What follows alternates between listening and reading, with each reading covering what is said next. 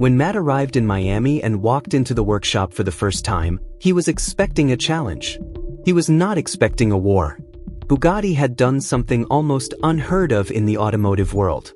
They locked the car's VIN, the vehicle identification number that uniquely identifies every car ever built.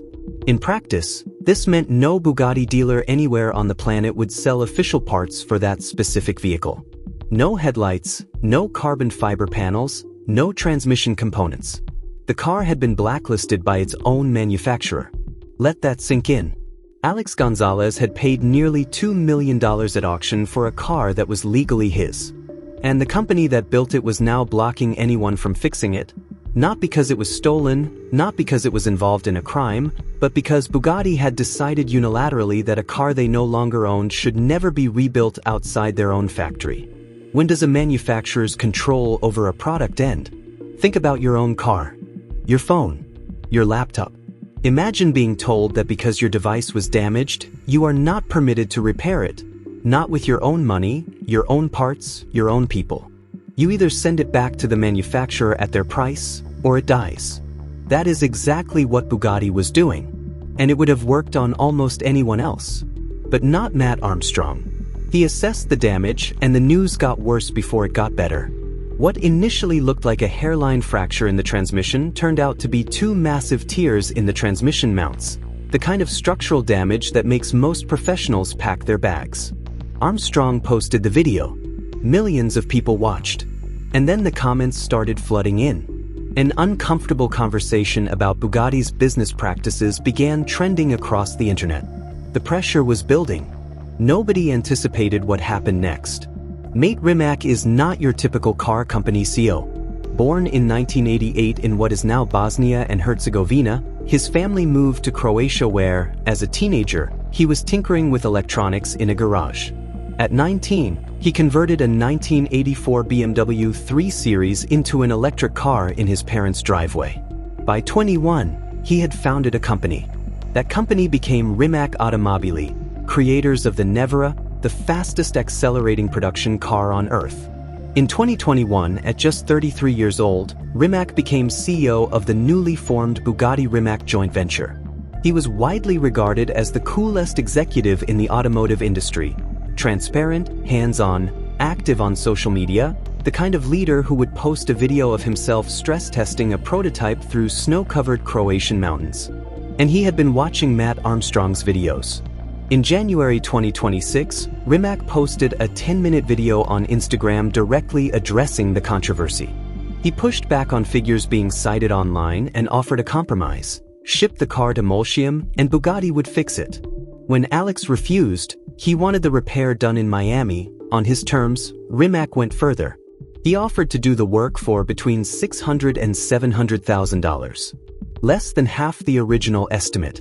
A significant concession from a man who didn't have to make one. Alex still said no. And Matt kept filming. Armstrong's response was perfectly measured.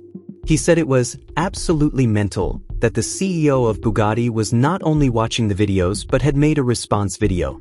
He wasn't looking for a fight. He just wanted a solution that didn't bankrupt his friend. And he was going to keep going. No official parts. No manufacturer support. A blacklisted VIN. A shredded transmission mount. A gearbox that half the automotive world said was beyond repair. What would you do? Matt Armstrong and his team got creative in ways that would make any engineer either applaud or wince. The transmission mount, a component specifically engineered to absorb and redirect crash forces, was considered unrepairable by many specialists. They TIG welded it back together anyway. When the coolant overflow pipe needed replacing and no Bugatti parts were available, they substituted a section of rigid brake hose. They 3D scanned damaged components, built CD models, and CNC machined custom replacements. They commissioned a completely bespoke exhaust from Valvetronic, one that, by all accounts, sounds louder and angrier than the original. For the airbags, they sourced units from an Audi A3. A multi-million-dollar Bugatti Chiron per Sport is running Audi A3 airbags. And here is the detail that Armstrong himself found most absurd. The accelerator pedal on this $4 million hypercar The one piece of hardware your foot presses to unleash 1500 horsepower is plain molded plastic. Not billet aluminium, not carbon fiber. The same material as a cheap household bucket on a $4 million car. Then came the moment that changed everything. Bugatti blinked. After months of public pressure, after tens of millions of combined views, after the conversation became impossible to ignore, Bugatti quietly lifted the parts blacklist and reduced their repair estimates. Mate Rimac publicly stated he would support the project. The wall came down. Not gracefully, but it came down. Armstrong's team pressed on. The car started. It ran. Against the explicit wishes of the manufacturer, against the engineers who said it could not be done, the Chiron was back from the dead.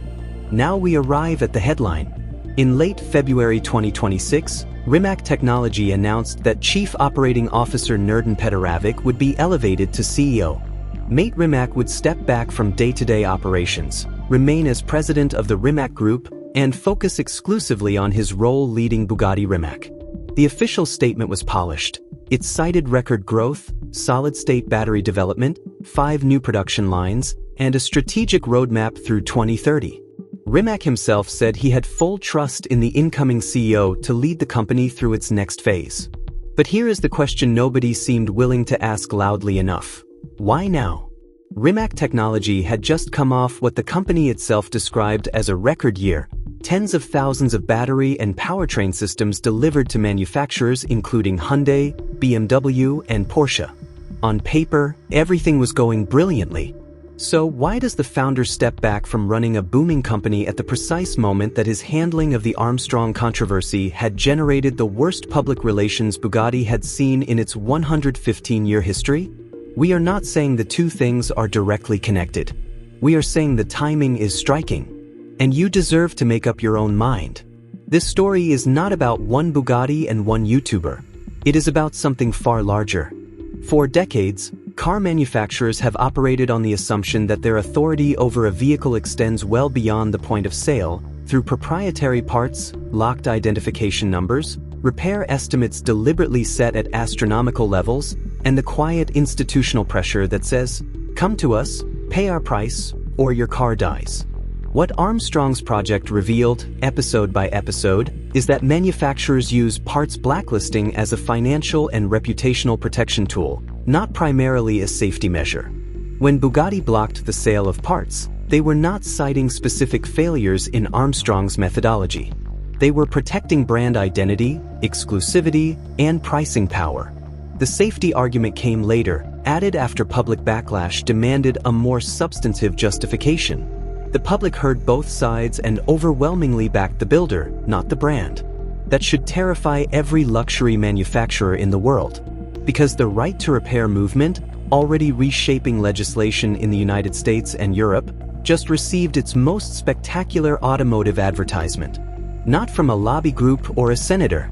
From a man who welded a transmission mount back together in a Miami workshop and then drove the result down the street. Your customers have cameras. Your critics have audiences. And the guy in the garage might have more influence over your brand reputation than your entire PR department. A $4 million car was written off. The manufacturer said it was over. One person with skill, determination, and a camera proved them wrong, and documented the entire fight for the world to see. Does a manufacturer have the right to control a car they no longer own? Is that justifiable safety policy? Or corporate overreach that deserved exactly the exposure it got? Drop your answer in the comments.